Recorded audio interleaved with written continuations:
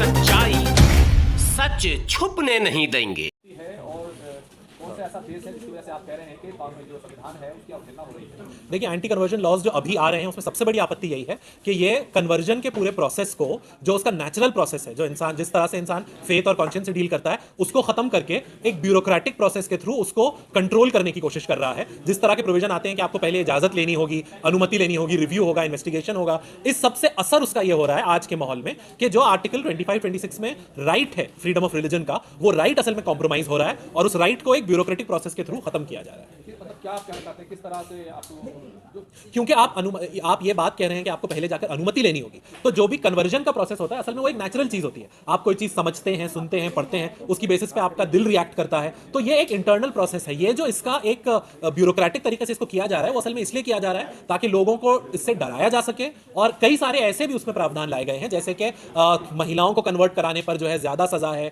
किसी ट्राइबल या SC ST को कराने पर ज्यादा सजा है। तो उसमें एक मानसिकता भी दिखती है कानून बनाने वालों की कि वो महिलाओं को या SC ST के लोगों को कम अक्ल जान समझते हैं शायद, इसीलिए उनको लगता है कि अगर आप उनको कन्वर्ट कर रहे हैं तो आपको सजा ज्यादा मिलनी चाहिए। कोई आप कानून का हवाला दे सकते हैं कि हम ये कर्नाटका के कानून में भी है, ऐसा हरियाणा के कानून में भी है, और पिछले 3-4 साल में जो अलग अलग कानून आए हैं उनमें सभी में ये यूपी में भी जो अनुमति वाला प्रोसेस है ये सभी कानून में किससे है। अनुमति लेनी? अनुमति आपको 15 दिन पहले डीएम को एक चिट्ठी देनी है, उसके बाद डीएम जो है उसमें एक इन्वेस्टिगेशन करेगा, रिव्यू करेगा, ये देखेगा कि किसी को कोई आपत्ति तो नहीं है, उसके बाद आपको अनुमति देगा। अनुमति देने के बाद भी वो चीज पब्लिक होगी और कोई भी शख्स, चाहे वो आपका रिश्तेदार ना भी हो, वो आकर के कंप्लेन दायर कर सकता है उस पर। और एक बार कंप्लेन दायर हो गई तो आपके ऊपर भी कानूनी कार्रवाई होगी, जिसके बारे में कंप्लेंट में कहा गया है कि उसने कन्वर्ट कराया उन पर भी कानूनी कार्रवाई होगी। और इसमें जो है प्रूफ, जिनके ऊपर एलिगेशन लगा है उन्हीं को आके प्रूफ देना पड़ेगा कि वो गिल्टी नहीं है। तो ये पूरा प्रोसेस जो है ये बनाया इस तरह से गया है कि उसके जरिए से कोई भी इस चीज को कानूनी तौर पे करने से डरेगा और पीछे हटेगा। जिस तरह से बात कर रहे हैं कि जबरी तौर पर और लालच देकर के कन्वर्जन कराने की कोशिश हो रही है, बहुत सारे लोग जेल में भी गए हैं, तो क्या बिल्कुल ही वो गलत? देखिए, जबरी तौर पर अगर कहीं कन्वर्जन कराया जाता है तो वो तो यकीनन गलत है ही, और ऑलरेडी उसके लिए बहुत सारे आपके पास प्रावधान है, आईपीसी में भी हैं, फ्रॉड को लेकर के, मिसरिप्रेजेंटेशन को लेकर के बहुत से कानून हैं जो जबरी तौर पर अगर कोई करता है तो आप उसको सजा दे सकते हैं। ये कानून बनाने की अलग से कोई जरूरत नहीं है। खास करके जिस तरह के प्रावधान लाए गए हैं वो जबरी कन्वर्जन को रोकने के लिए नहीं है, वो हर तरह के कन्वर्जन को रोकने का असर डाल रहे हैं। तो जबरी कन्वर्जन को सिर्फ रोकना है तो पुलिस जरूर, उसके पास पावर है और उसको रोकना भी चाहिए, और हम भी कभी इसके हक में नहीं होंगे। लेकिन ये जो कानून है ये हर तरह के कन्वर्जन को रोकता है, इसलिए हम इसके खिलाफ हैं। पिछले कुछ समय से लव जिहाद काफ़ी चर्चा में रहा। कहते हैं मुसलमान लव नहीं करता, सिर्फ जिहाद करता है, ये कन्वर्ट करने के लिए, हिंदू को मुसलमान बनाने के लिए। देखिए, ये इसका क्या ही कहा जा सकता है, इसके ऊपर तो पूरे देश में इतना बड़ा हंगामा हुआ, आपने NIA को बिठा करके इन्वेस्टिगेशन कराया, सुप्रीम कोर्ट तक मामला गया, उसके बाद भी क्या निकला था निष्कर्ष आपको पता ही होगा। निष्कर्ष यही निकला कि सारी चीज कहानी थी और जो कन्वर्जन था वो भी सच था, जो लव था सुप्रीम कोर्ट ने कह दिया कि वो लव भी सही था और उसमें जिहाद का कोई एलिमेंट तो मिला नहीं। तो ये तो बार बार नाटक खड़ा किया जाता है, जब भी कोर्ट में जाता है इस तरह की चीज, जब भी जांच करनी पड़ती है आपको कोर्ट की निगरानी में तो खारिज हो जाती है। तो ये तो क्योंकि कानूनी तौर पे आप कभी इसको प्रूव नहीं कर पा रहे, लेकिन आपने एक खड़ा कर दिया इतना बड़ा सियासी माहौल, तो उसको जस्टिफाई करने के लिए अब कानून भी बनाना पड़ रहा है। डर का माहौल बनाना चाहते हैं। डर का माहौल से ज्यादा ये सबसे बड़ी चीज के जो मिसट्रस्ट है लोगों के बीच में, ये ट्रस्ट को खत्म करना चाहते हैं, मिसट्रस्ट को लाना चाहते हैं, और जो देश की डर की जो सियासत है, असल में डर ये देश की मेजॉरिटी के दिल में डालना चाहते हैं। ये डर के तुम्हारी जो संख्या है वो कम हो जाएगी और संख्या कम होने से तुम्हारा असर कम हो जाएगा, जो भी वो जिस तरह का भी डर है, तो संख्या का डर दिखा करके ये मेजॉरिटी को असल में डराना चाहते हैं और किसी को। जिस तरीके से हरियाणा में जो कानून आया उसमें कहा गया कि शादी के लिए कोई नहीं कर पाएगा, तो ये क्या शादी सिर्फ शादी, ये तो सारे ही कानूनों में इस तरह की बात की गई है। उसमें जाहिर है ये प्रावधान है कि अगर कन्वर्जन जिनविन है तो आप कर सकते हैं, लेकिन शादी एक वजह बताई गई जिसके लिए अगर आप करेंगे तो कन्वर्जन इलीगल हो जाएगा। साथ में अगर आप किसी बेसिकली आप जब कन्वर्ट करते हैं तो आप क्यों करते हैं? आप इसलिए करते हैं क्योंकि आपको लगता है कि फला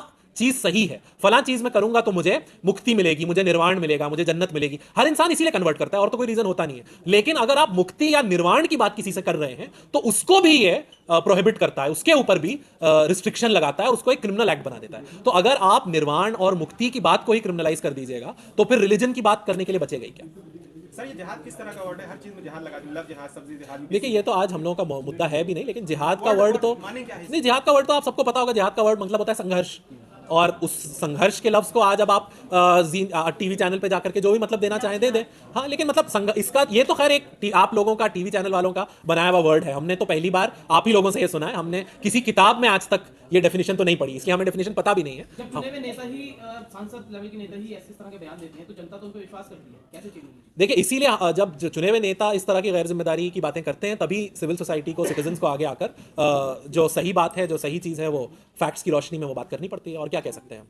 आपकी बुक जो है एंटी कन्वर्जन लॉ पे है, लेकिन उसके दौरान मैंने कुछ देखा था कि मुरादाबाद के पिंकी नाम की लड़की ने, एक राशिद नाम की लड़की ने शादी की थी, तो पुलिस ने उस लड़की को गिरफ्तार करके उसको पुलिस स्टेशन जेल भेज दिया था, उसका अबॉर्शन भी करा दिया गया था। वहीं एक आगरा के एक साजिद नाम की लड़की ने एक जैन समुदाय की लड़की से शादी की थी, तो भीड़ ने उसके घर में घुसकर आग लगा दी। और वहीं आपके बरेली में जब दो मुस्लिम लड़की दो हिंदू लड़कों से शादी करती हैं, तो पुलिस ट्वीट कर कहती है कि आपको यदि सुरक्षा की जरूरत पड़े तो हम आपको सुरक्षा देंगे।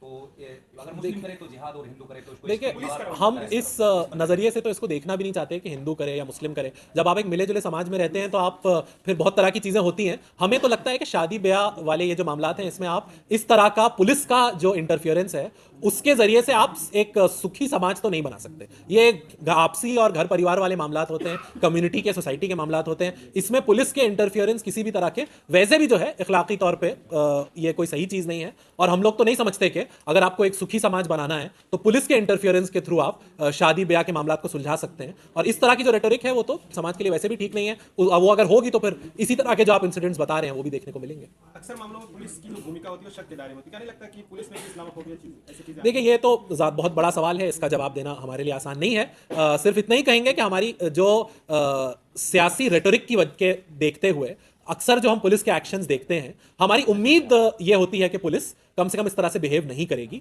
हम मानना तो नहीं चाहते, ना ही हम मानते हैं कि पुलिस इस्लामोफोबिक है, लेकिन कभी कभार इस तरह की घटनाएं देखने में आती हैं। हमें उम्मीद है कि ये कुछ ऐसी घटनाएं होंगी जिस पर पुलिस भी सोचती होगी और शायद बेहतरी करेगी। सर, जिस तरीके से जनसंख्या नियंत्रण कानून की बात जो करते हैं, उन्हीं की वही अपनी कानून को जो है तोड़ रहे हैं। जैसे देखिए, हमें ये जो पर्सनल चीज़ है उसके ऊपर हम कोई कमेंट नहीं करना चाहेंगे। ये बस इतना ही दर्शाता है कि ये कानून की बात करना कितना इलॉजिकल है। आप इंडिविजुअल्स को असल में बच्चे पैदा करने के लिए क्रिमिनलाइज नहीं कर सकते। पॉलिसी जब बनती है तो वो समाज को एक डायरेक्शन में ले जाने के लिए बनती है। एक इंडिविजुअल ने उसका वायलेशन किया, उसके लिए उसको सजा दे दो, ये हर जगह ये चीज़ काम नहीं करती। ये आप चोरी चकारी के मामले में, मारपीट के मामले में काम कर सकता है। जब आपको समाज में कोई परिवर्तन लाना हो तो वो परिवर्तन जो है इस तरह से हर एक इंडिविजुअल को सजा देने से, ये जो सोशल चीजें हैं, किसी का बच्चा एक ज्यादा पैदा हो गया उसके लिए उस पर कानूनी कार्रवाई कर दो, ये कोई लॉजिकल तरीका नहीं है इसको डील करने का। और हमारे मुल्क ने तो मुझे लगता है ऑलरेडी दुनिया को दिखाया है कि एक पॉपुलेशन कंट्रोल पॉलिसी किस तरह से आप बिना क्रिमिनल लॉ के चला सकते हैं। तो उसका ऑलरेडी हिंदुस्तान एक बहुत अच्छा एग्जाम्पल है,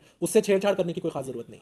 आप कह रहे हैं कि पॉपुलेशन कंट्रोल कानून की जरूरत नहीं है, तो क्या तथ्य हैं, क्या चीजें हैं जो जिसकी वजह से आपको लगता है कि बीजेपी के मेंबर ऑफ पार्लियामेंट जो रवि किशन बिल लेकर आए वो पूरे तौर से जो ठीक नहीं है राजनीतिक? देखिए, सिर्फ वो नहीं लेकर आए, बल्कि हर सेशन में आप देखिए पार्लियामेंट में कोई ना कोई बीजेपी के मेंबर जरूर ये बिल लेके आते हैं और फिर 10 दिन तक टीवी न्यूज चैनल में इसकी चर्चा होती है। असल में उसको लाने के पीछे यही टीवी न्यूज चैनल की चर्चा है और वो माहौल बनाना जिसमें कि वो बात पॉपुलेशन कंट्रोल की करते हैं, लेकिन फिर से वही मेजॉरिटी के दिल में डर बिठाते हैं कि संख्या जो है उनकी कम हो जाएगी और किसी और की बढ़ जाएगी। संख्या के सियासत और ये पूरे मजहब को, कम्युनिटी को सिर्फ संख्या दर पे रिड्यूस कर देना, इसकी सियासत है जो असल में इस बिल के पीछे है। और कुछ भी 7 राज्यों में हिंदू अल्पसंख्यक हैं, तो क्या वो वाजिब नहीं लगता? कौन से 7 राज्यों में अल्पसंख्यक हैं? नागालैंड, देखिए, आप उन राज्यों की बात कर रहे हैं जहां पे कि अल्पसंख्यक हुए नहीं है, जहां पे कि हिस्टोरिकली अल्पसंख्यक है। ऐसा नहीं है कि पिछले 70 साल में या इवन पिछले 100 साल में अल्पसंख्यक हो गए। ये वो राज्य हैं जहां पे एक ही सिर्फ है जो कि जम्मू एंड कश्मीर, जो कि हिस्टोरिकली मुस्लिम राज्य रहा है। आप जब नॉर्थ ईस्ट के स्टेट्स की बात कर रहे हैं, वहां पे कुछ जगह ट्राइबल पॉपुलेशंस हैं, कुछ जगह क्रिश्चियन मिशनरीज का काम आज से नहीं काफी पहले से है। तो वो ऐसा नहीं है कि एक दिन में या 70 सालों में हुआ है। आजादी के बाद से ऐसा एक भी स्टेट नहीं है इंडिया में जहां पे कोई माइनॉरिटी मेजॉरिटी का क्वेश्चन बदल गया हो किसी भी एक के फैक्टर सवाल से। ये है कि ये जो आरोप लगता है कि मुसलमान बच्चे ज्यादा पैदा करते हैं और फिर वो सिखाया जाता है कि वो भी 4-4 5-5 बच्चे पैदा करें, तो क्या ये आरोप गलत है? इसका कोई आंकड़ा तो है नहीं इसको साबित कर। आज तक ना तो वो पॉपुलेशन का जो बिल उन्होंने पेश किया, ना तो उन्होंने अपनी स्पीच में, ना उसके बिल के मसौदे में, किसी भी चीज में आज तक कोई आंकड़े नहीं पेश किए, क्योंकि इसका आंकड़ा है ही नहीं। इसका आंकड़ा कहीं एग्जिस्ट ही नहीं करता कि एक कम्युनिटी में, किसी भी हिंदुस्तान में बच्चे ज्यादा पैदा होते हैं, दूसरी कम्युनिटी में कम होते हैं। और ये रिलीजन जो है डेमोग्राफी को स्टडी करने का असल में सही तरीका है भी नहीं। तो इसलिए इसके ऊपर बहुत ज्यादा हम जोर नहीं डालना चाहिए। ज्यादा हो चुकी है, तो क्या उसको कंट्रोल किया जाने? नहीं, तो देश की पॉपुलेशन ज्यादा तो हो चुकी है, लेकिन जैसा कि हमने बताया, आप अगर डेमोग्राफिक साइंसेस को देखें, आप अगर भारत के नंबर्स को देखें, तो देश की संख्या जो है वो अब एक्चुअली घटने के ऊपर पहुंच चुकी है। क्योंकि जो रिप्लेसमेंट रेशियो होता है, जो डेमोग्राफिक साइंस के लोग बताते हैं कि जो आइडियल रेशियो है कि 2 बच्चे हर फैमिली में या 2 बच्चे ऑन एन एवरेज हर औरत के पैदा होने चाहिए, सर, वो ये रिप्लेस। कहा जाता है धर्म परिवर्तन करने के लिए जो करवाता है उसको फंड दिया जाता है।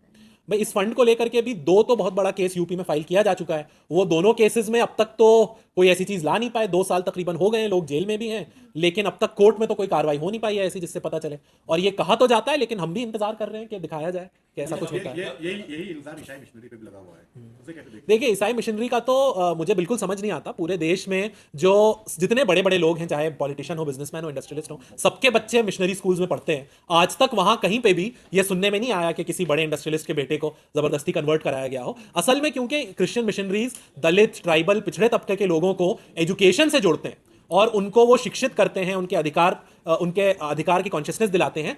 इससे समाज में कुछ लोगों को दिक्कत है, इसलिए उनको टारगेट किया जाता है। वरना तो इस देश में लिटरेसी के मामले में, एजुकेशन के मामले में क्रिश्चियन मिशनरीज का बहुत बड़ा कंट्रीब्यूशन है, बहुत बड़ा योगदान है और एक सराहनीय योगदान है। उसको इस तरह से उसके ऊपर इल्जाम लगाना मुझे बिल्कुल भी सही। और अगेन आज तक कोई आंकड़े दिखाइए, कोई केस दिखाइए कि स्कूल में ले जा करके इतने सारे लोगों को कन्वर्ट कर लिया, तो वो फिर चुप हो जाते हैं। आंकड़ों पे बात नहीं हो रही, तथ्यों पे बात नहीं हो रही, बात एक अफवाह पे हो रही है, उसे कैसे काउंटर करेंगे? देखिए आप फैक्ट से ही काउंटर कर सकते हैं अफवाह को। आप सवाल ही पूछ सकते हैं कि फैक्ट फैक्ट क्या आते है। हैं तब तक तो बात कहीं की कहीं पहुंच जाती है। अब ये तो आप लोग इसमें बेहतर रोल प्ले करेंगे।